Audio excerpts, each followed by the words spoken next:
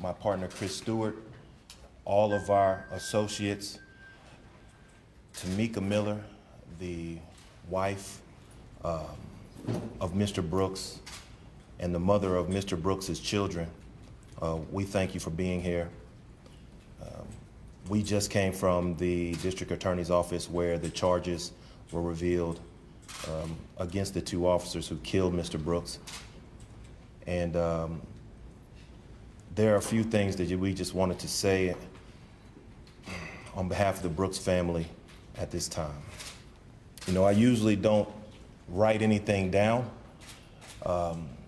because we want to let you know that everything we say is coming directly from the heart. And we've been dealing with this and living with this tragedy just like Miss Brooks and her family from the very beginning. I want everybody to know that we want you to stay focused. This is not the finish line. This is the starting point. Yes, we appreciate and we commend the DA's office for charging these officers appropriately. But that's just step one. Step two is convictions on all charges. And then after that, we have to find a way to try to make things right for the Brooks family and for those children. Like Chris and I have said before, justice is not something that is going to be easy in this case. It never is. How do you find justice for 3 little girls who will never see their father again?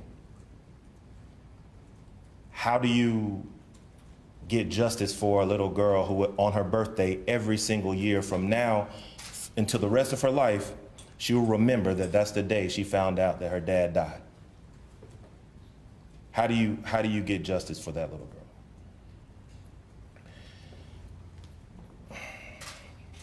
Since this happened, I've talked to several people who have said different things about what went on, about what Mr. Brooks should or should not have been doing, about what the officers should or should not have been doing.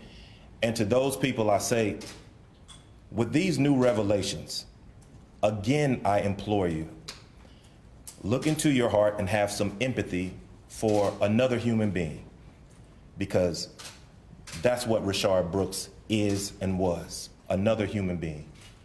He may not look like you, he may not be where you're from, but he is another human being just like you. Tamika Miller is a human being. She's a mother, she's a daughter, she's a wife, and she's a human being just like you. So when you see Officer Rolfe kick Rayshard Brooks after he shot him in the back while he's laying on the ground dying, think about that before you start to get into things that don't matter at all, that are completely irrelevant to this case and to generally just to all of us as humans. We should be together on this, not apart. I was taught when I was a kid that you don't kick a man when he's down. I mean, I learned that playing sports. I was taught that that was a kind of an American thing. You know, that is one of our ideals. We don't kick people when they're down. Well, what you saw and what we all saw is one officer standing on a man who was dying, standing on top of him. And then the other officer literally kicking him while he was on the ground dying, literally kicking him while he's down. What that showed me as I was watching that press conference is this: America is not America for all Americans. And as we come to the July 4th holiday in a couple of weeks, there will be a lot of people celebrating. But there will be just as many people who are not going to feel comfortable celebrating, who will still be in the streets fighting for injustice. So again, we ask everyone, continue fighting, keep doing your part, and stand with and support this family, because right now they really need you. Thank you.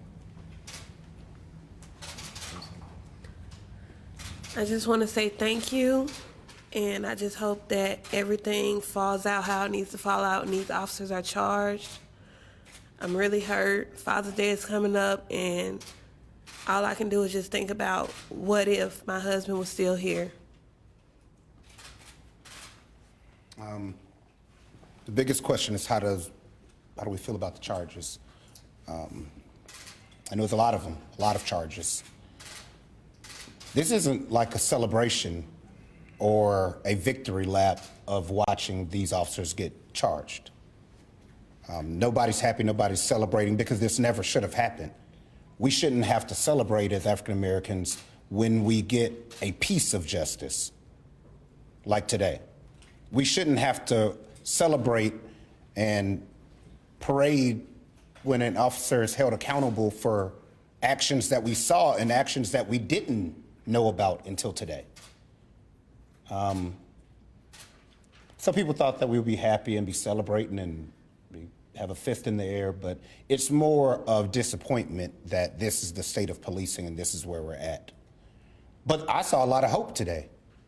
As the district attorney said, this is the first time another officer has decided to be a government witness and testify against another officer. That's what policing is. That's the kind of officers that make these streets safe, that stop instances like this from happening.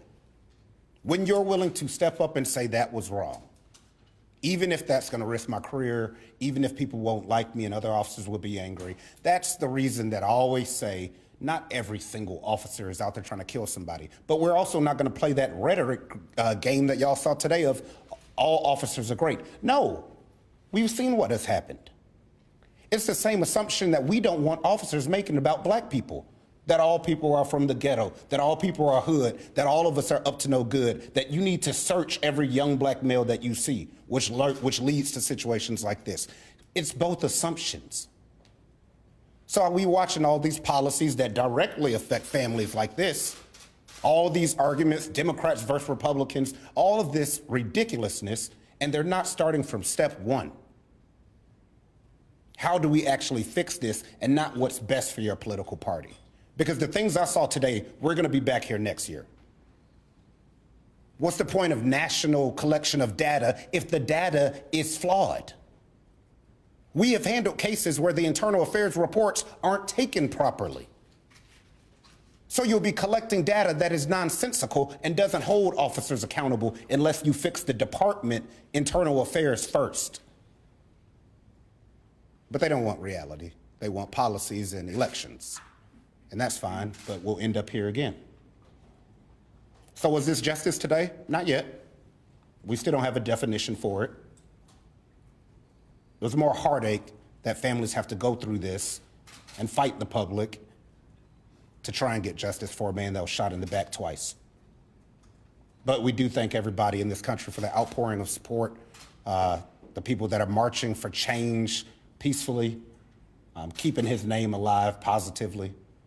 And maybe one day this country will get it right with policing and we'll all come together. Brief questions real quick because she is exhausted. Point about the second officer agreeing to cooperate and be a witness. We're now hearing from his attorney, Don Samuel, saying that the district attorney is mistaken, that the second officer is cooperating, but had not agreed to be a witness against the other officer and has not agreed to plead guilty to anything. Do you have any comment about this update from Don Samuel? Yeah, I didn't believe he would plead guilty to anything, but the statements and information that they've already gotten so far has led them to believe that this is going to help secure the prosecution of the other officer. For him to even come in and meet with the district attorney, as you know, that's rare and doesn't happen often. So we look forward to what he has to say and how this will help with the prosecution of the case. And Ms. Miller, I know that if you could step over, just decide.